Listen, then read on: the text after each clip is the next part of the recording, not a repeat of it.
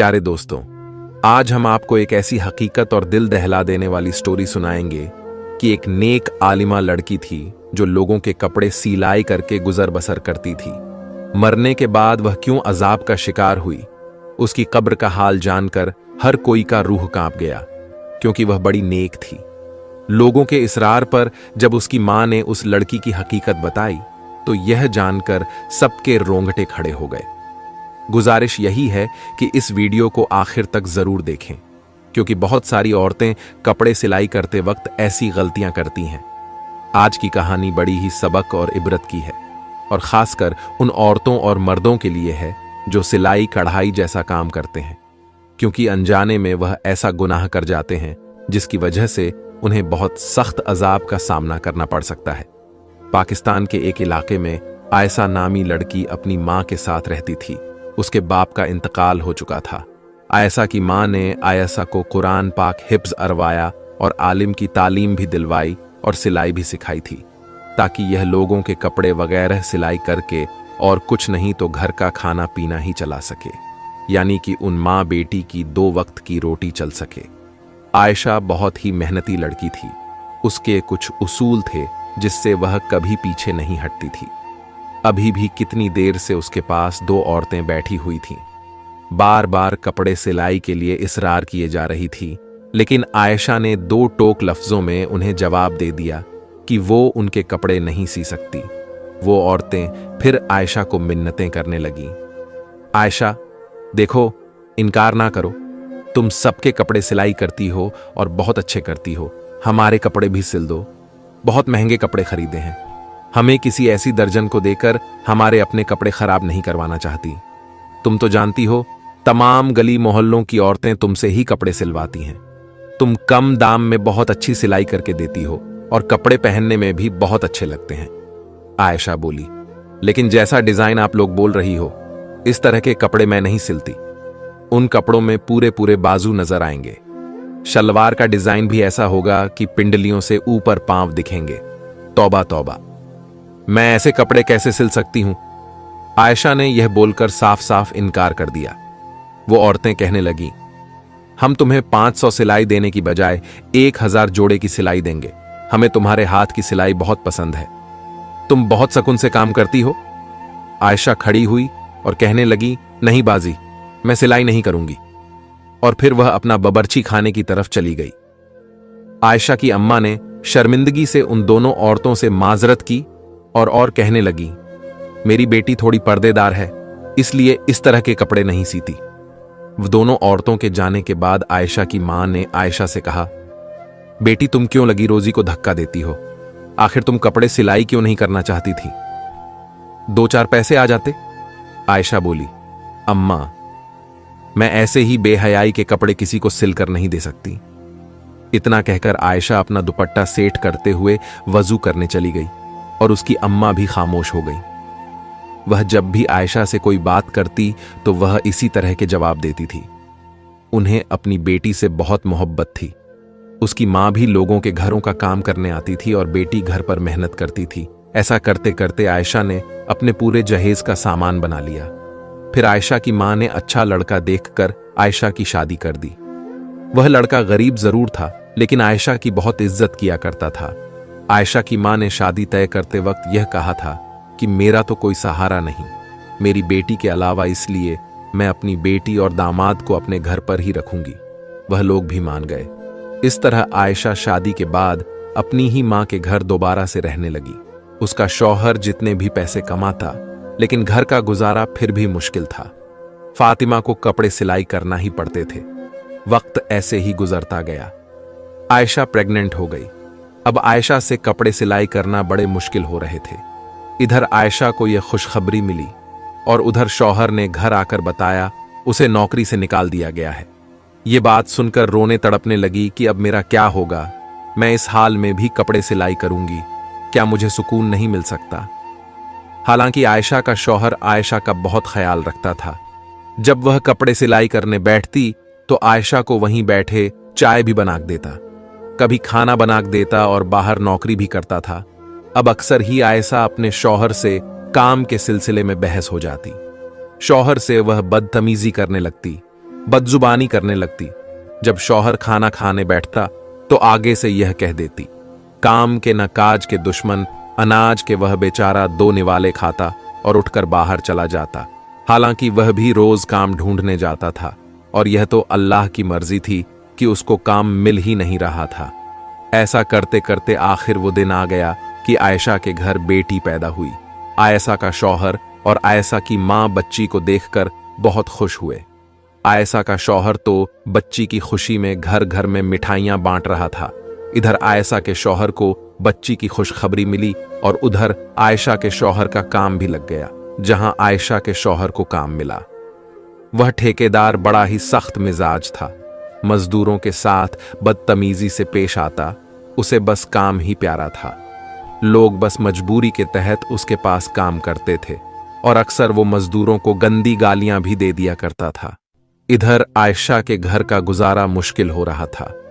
जब बेटी थोड़ी सी बड़ी हुई तो आयशा ने फिर से अपनी सिलाई स्टार्ट कर दी ताकि उसकी बेटी का खर्च भी पूरा हो सके। जो भी औरतें कपड़े सिलवा कर ले जाती, उनके कपड़ों में से जो कपड़ा बच जाता वो औरतें उसी को दे देती। उसी कपड़े से वो अपनी बेटी के छोटे छोटे फ्रॉक्स सिलाई कर लेती और उसको पहनाती। इसी तरह वह गुजर बसर कर लेती, क्योंकि आयशा के शौहर की इतनी कमाई तो नहीं थी कि जिससे वह ज्यादा खर्च कर सके। बिजली के बिल और घर का राशन वगैरह ही शौहर पूरा कर सकता था।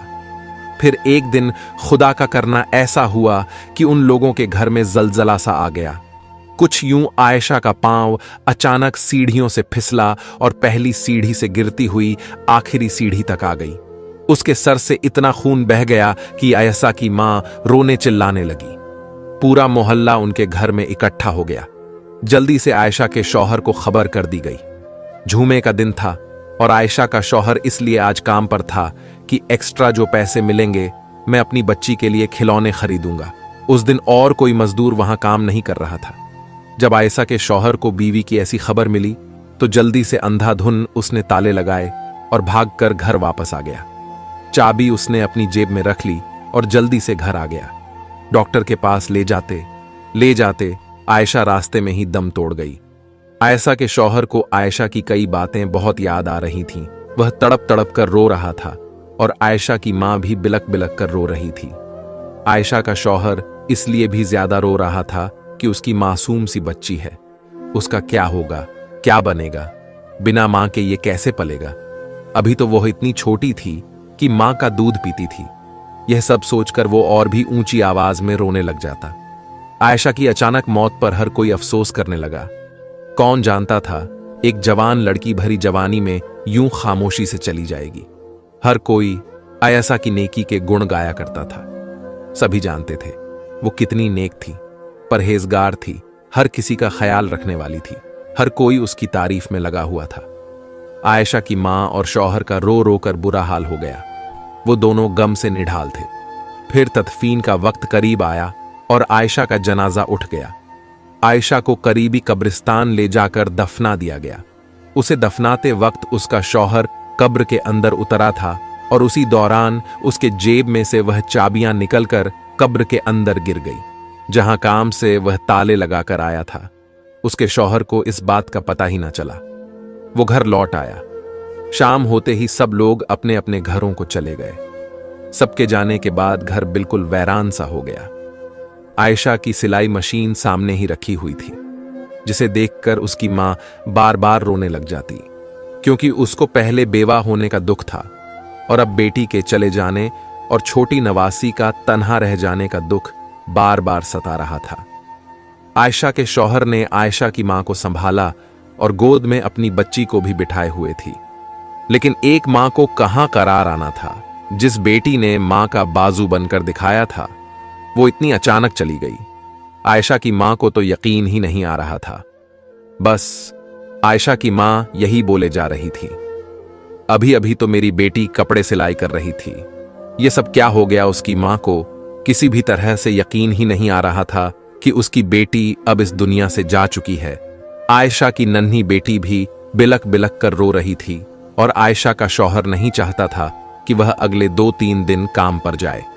वो अपनी बेटी का खूब ख्याल रखना चाहता था और बीवी के गम में बहुत डाल था।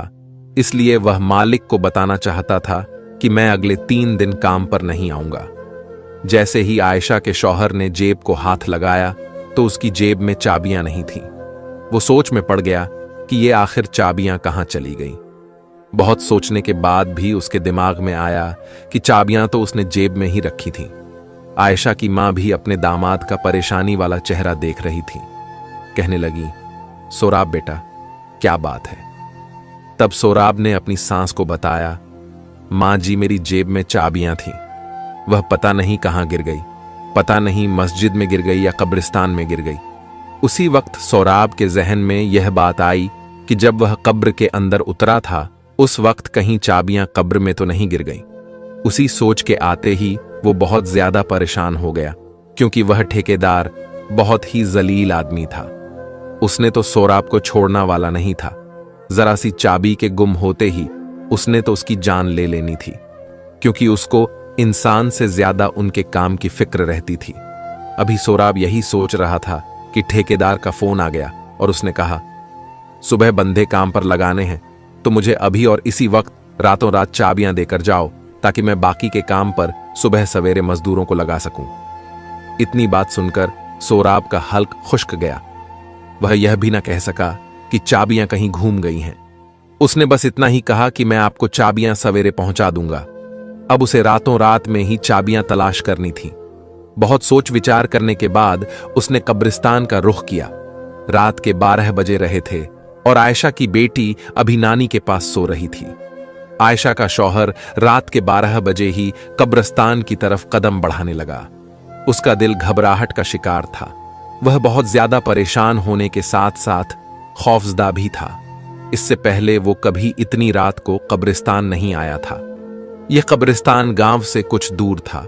उसे बिल्कुल भी समझ में नहीं आ रहा था कि वो क्या करे, लेकिन यह भी मजबूरी थी। वो कीमती चाबियां थीं, उसने अपनी लापरवाही से गुम कर दी थीं, और इन चाबियां को तलाश करते करते वो रात के 12 बजे कब्रिस्तान में पहुंच गया था। चारों तरफ एक अजीब सी मौत की वहशत थी। आयशा के शौहर सोराब का दिल बैठने लगा। शाम को ही उसने अपनी बीवी को जिस कब्र में दफन किया था वह उसके करीब पहुंच गया। फिर उसने पैरों की तरफ से खुदाई शुरू कर दी। उसका मकसद अपनी चाबियां का ढूंढना था। अभी उसने थोड़ा हिस्सा ही खोदा तो गोरखा वहां पहुंच गया और गुस्से से कहने लगा, यह तुम क्या कर रहे हो? क्या तुम कोई कफन चोर हो? आयशा के शौहर ने घबराकर टॉर्च अपने चेहरे की तरफ किया तो गोरखा कहने लगा, तुम तो वही हो ना जिसकी बीवी का शाम में इंतकाल हुआ था? आयशा का शौहर घबराकर कहने लगा, हां, मैं शाम को अपनी बीवी को यहां दफनाने आया था, लेकिन बीवी को दफनाते हुए कीमती चाबियां मेरी जेब से कब्र में गिर गई हैं, और वह चाबियां मेरे लिए बहुत जरूरी हैं, और बराए मेहरबानी आप ही मेरी मदद कर दो। यह सुनना था कि वह आदमी जो गोरखा था आयशा के शौहर की मदद करने लगा। दोनों ने मिलकर बहुत जल्दी अच्छी खासी कब्र खोद ली। गोरखा के साथ मिलने से आयशा के शौहर का डर भी खत्म हो चुका था और चाबी मिलने की उम्मीद भी जाग उठी थी। कुछ ही देर बाद कब्र पूरी तरह खुल चुकी थी। जब आयशा के शौहर ने कब्र के अंदर का मंजर देखा तो आयशा के शौहर के होश उड़ गए।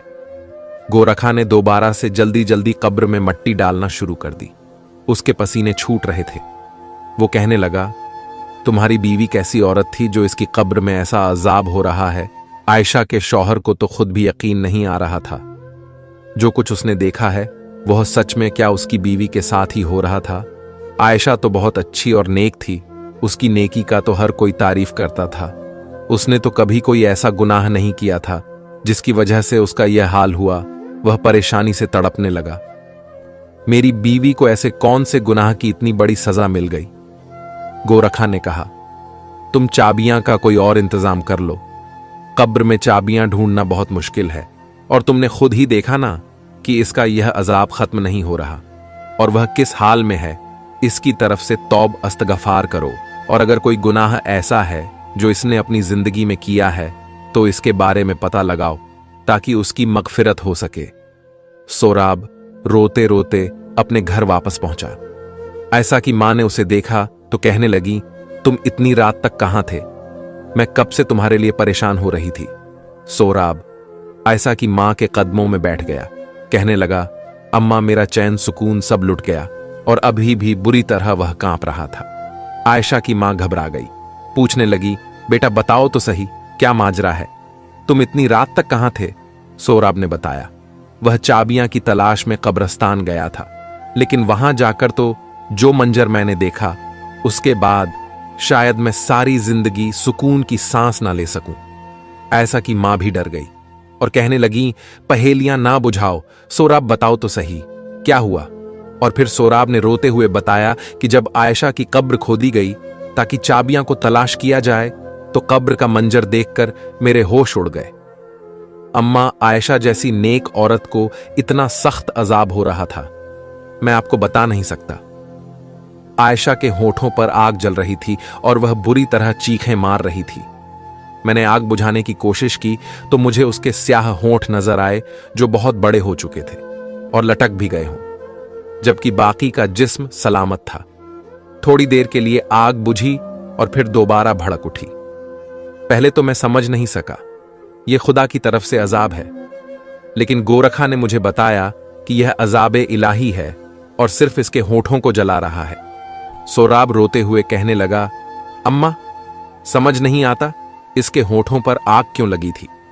वह तो इन होठों से हर वक्त अल्लाह का जिक्र किया करती थी। उसने कभी किसी की इन होठों से बुराई नहीं की थी। वो अच्छी औरत थी। आयशा की मां और उसका शौहर ऐसे ही सारी रात रोते रहे और अल्लाह ताला से आयशा की मगफिरत के लिए दुआएं मांगते रहे। फजर की अजान हुई तो आयशा की मां कहने लगी, मस्जिद के इमाम साहब को खामोशी से सारी बातें बताओ और पता करो क्या मामला है।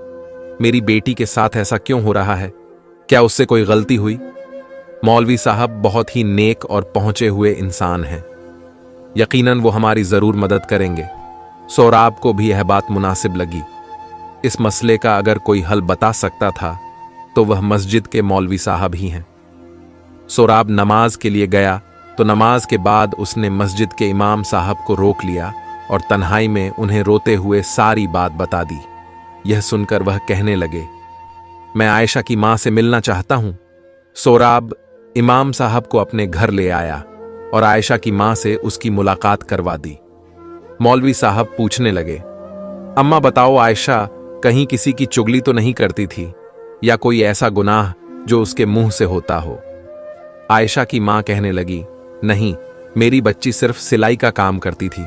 उसे इतनी फुर्सत कहां कि वह आस पड़ोस में जाए या अपनी सहेलियों को अपने पास बुलाए। फिर यह सुनकर मौलवी साहब ने एक ऐसा सवाल किया जिससे आयशा की मां चौंक उठी।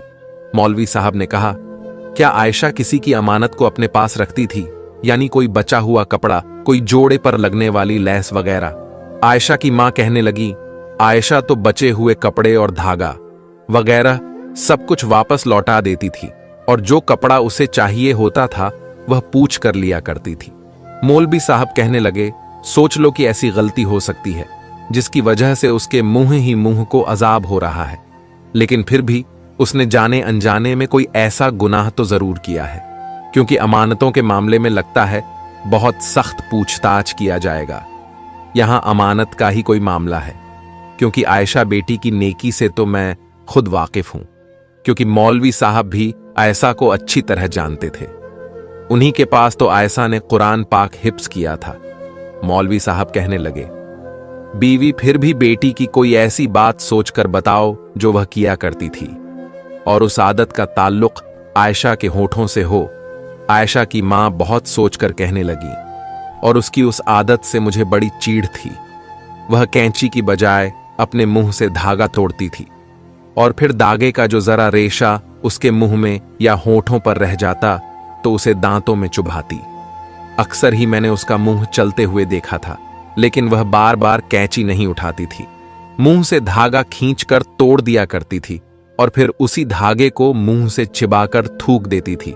बहुत बार मैंने उसे समझाया कि इस तरह होंठ भी कट सकता है, लेकिन वह अपनी आदत में पक्की हो चुकी थी। यह सुनते ही मौलवी साहब कहने लगे, तो फिर हो सकता है यह अजाब उसी धागे के जर्रे की वजह से हो, क्योंकि जब आयशा की मौत हुई थी तो इससे पहले वह कपड़े सिलाई करती करती उठकर सीढ़ियों की तरफ गई थी। शायद उसकी मौत के वक्त वो धागे का जरा उसके मुंह में रह गया हो और उसी धागे की वजह से उस पर अजाब हो रहा हो।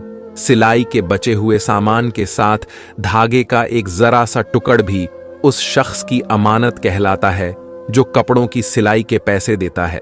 सारी बची हुई चीजों, धागा और दूसरी चीजें भी वापस करना जरूरी होती हैं। बेहतर है कि आप लोग इस तरह से मगफिरत की दुआ करें, और जो लोग भी आयशा से कपड़े सिलवाते थे उन सबसे बात करके आयशा की आदत के बारे में बताएं और इसके लिए माफी मांग लें। यह सुनकर आयशा की मां बहुत ज्यादा परेशान हुई। यह तो बहुत मामूली सी बात थी, लेकिन उसकी वजह से आयशा को इतना सख्त अजाब होगा ये उनके वहम में भी ना था। फिर आयशा की मां ने उन सब लोगों को अपने घर में जमा किया जिनके आयशा कपड़े सिलाई किया करती थी, और सबको आयशा की इस छोटी सी आदत को बताकर आयशा की मगफिरत के लिए हाथ जोड़ने लगी। लेकिन यह कोई ऐसी बड़ी बात तो थी नहीं, इसलिए सबने फौरन माफ कर दिया। कुछ लोगों की नजर में यह तो गुनाह भी नहीं था, लेकिन जो बात इंसान के नजदीक मामूली सी होती है आमाल में, वो अक्सर भारी होती है। यहां अब यह मामला अमानत का था, शायद इसलिए आयशा की पकड़ हो गई थी। सब लोग आयशा की अच्छी आदतों से वाकिफ थे, इसलिए आयशा को माफ करके चले गए। उसी रात आयशा की मां ने अपने दामाद से कहा, सोराब, जल्दी से दोबारा चाबियां के लिए तुम उसकी कब्र लाजमी खोदो और अंदर का मंजर देखकर बताओ क्या इस पर अजाब हट गया है। आयशा की मां जानना चाहती थी कि उसके अजाब के पीछे असल वजह क्या थी। क्या वाकई एक जरा सा धागा उस पर अजाब की वजह बना था? उस रात सोराब फिर गोरखा के पास गया और उन दोनों ने मिलकर कब्र खोदी तो देखा कि आयशा की मैयत बिल्कुल ठीक थी। उसके पास से खुशबू आ रही थी, किसी किस्म का कोई अजाब ना था, और सोराब की चाबियां भी उसी कब्र में थीं। सोराब ने वो चाबियां वहां से उठाई और कब्र वापस से बंद कर दी, और घर वापस आकर आयशा की मां को सारा माजरा सुनाया। उन्होंने अल्लाह का शुक्र अदा किया, उनकी बेटी पर से अजाब इलाही हट गया। और फिर जब यह बात गांव वालों को पता चली तो हर कोई हैरान रह गया कि इस कदर नेक औरत को एक अमानत की वजह से अजाब भुगतना पड़ा था। सारे गांव वालों ने तौबा की और फिर सबने अपने मामलात को सुधारने की कोशिश की। उसी दिन के बाद गांव में हर कोई अमानत को लेकर बहुत चौंकाना हो गया। किसी के पास किसी की जरा सी चीज होती तो उसे फौरन वापस लुटाया जाता, लेकिन अक्सर सिलाई करने वाली औरतों के साथ यही मामला होता है। बहुत सी औरतों को मैंने खुद मुंह से धागा काटते हुए देखा है, लेकिन क्या कभी किसी ने सोचा कि इसकी वजह से भी इंसान को अल्लाह के आगे जवाब देना होगा? यह जरा से धागे का रेशा भी अमानत का एक हिस्सा है, और यह मामला कब्र तक जाएगा, और इस जरा सी लापरवाही की वजह से भी अल्लाह का अजाब होगा। इसलिए आज की यह वीडियो हर उस शख्स के नाम है जो सिलाई कढ़ाई का काम करता है। अगर आप भी ऐसी कोई गलती करते हैं तो खुदारा ऐसी कोई गलती ना करें, ईमान में खयानत ना करें, धागे से लेकर बटन तक हर चीज को वापस कर दिया करें। हमें उम्मीद है कि आज की हमारी यह कहानी आप लोगों के लिए एक सबक है। और प्यारे दोस्तों, ऐसी ही इस्लामिक वीडियोस हासिल करने के लिए हमारे चैनल को सब्सक्राइब करके और अपना कमेंट में राय जरूर दें और अपने फैमिली में शेयर जरूर करें।